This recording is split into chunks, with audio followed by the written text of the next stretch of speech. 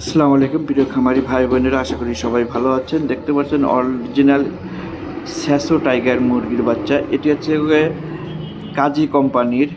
জি, এই সেই কাজী কোম্পানির যার বিট থেকে অন্য কোম্পানিগুলো টাইগার মুরগির বাচ্চা তৈরি করছে। আর আপনি যদি নিজেও তৈরি করতে চান কিংবা ভালো মানের বাচ্চা চান, তাহলে আপনি কাজীর বাচ্চা নিঃসন্দেহে নিতে পারবেন।